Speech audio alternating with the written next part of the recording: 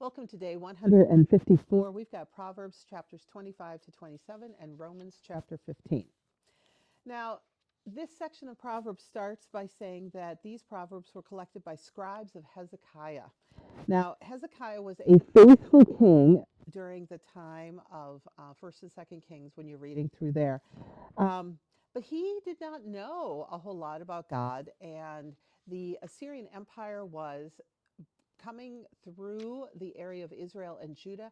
They had already destroyed the northern kingdom of Israel, the 10 tribes of Israel, and they were marching towards Jerusalem.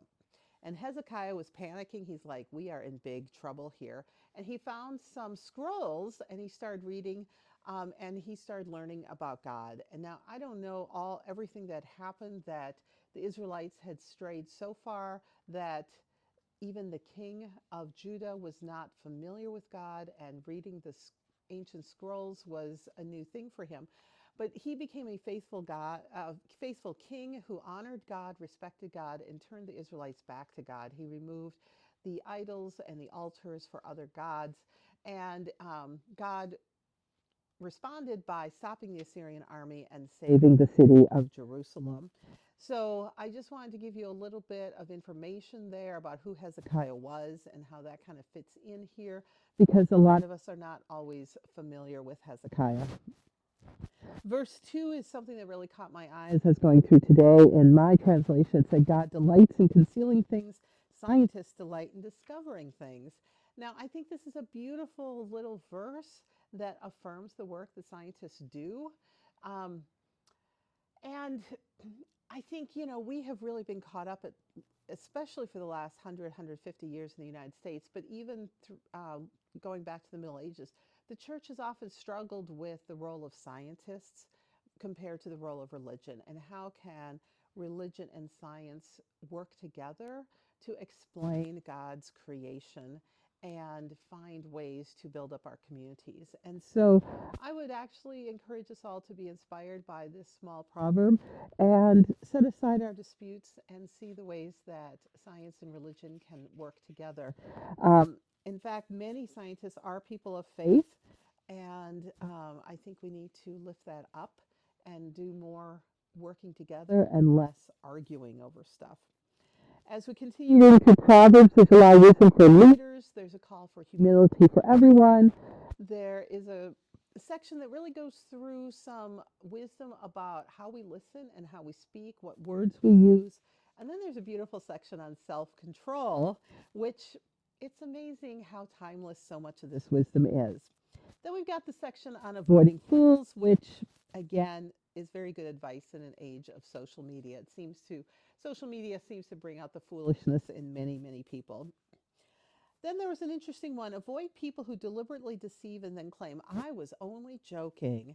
This is exactly behavior that still happens today. There is so much that we are still struggling with that people struggled with in ancient times. And so it is fun to read through Proverbs and just realize how timeless the human experience is. Now, Proverbs 27:17 is interesting. This idea of steel sharpening steel. One friend sharpens another just as steel sharpens steel. I think this is a beautiful verse to also think about: is who do we hang out with? Who are the people who are influencing us? Who are the people who sharpen us? Who are the people that we are sharpening? Um, are the people that are involved in our lives that we spend time with making us better or making us worse? Romans 15, Paul is talking about that if you are strong in the faith, you should be helping those who are struggling, which sounds a lot like some of the wisdom from Proverbs, such as iron sharpening iron or steel sharpening steel. Paul is constantly reminding us that we are social beings. We are stronger together. We are to be helping each other, and the church united will always be stronger. Paul encourages us to let God continue to develop our faith to maturity so that we are able to build a stronger community and lift other people up. Now, as you finish this, sometimes it seems like Paul's got all the answers and he has this strength to stand up to so many people who have been in opposition to him. But Paul comes out and directly asks for help.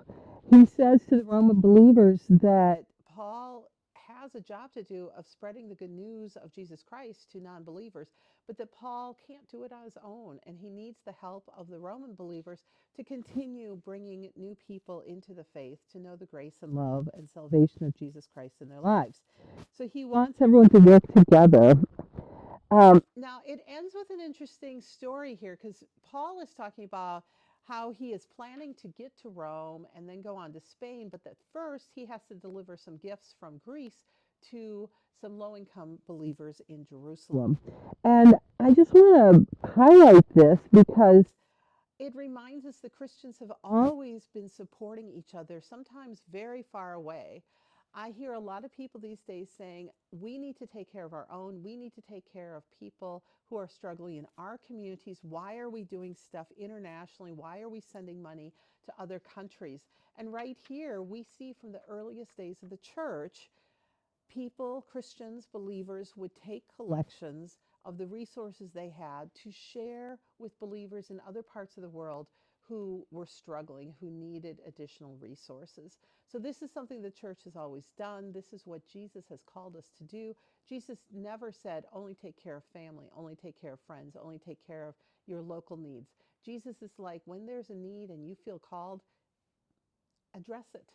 And some of us have more of a calling to the international, some of us have more of a calling to the local, but all of us should be working to address whatever needs are presented to us. So please be inspired by this and continue to see the ways that God is calling you to share the resources God has given you with people around the world and in your community that are struggling and need help. Go with God, and we'll see you next time.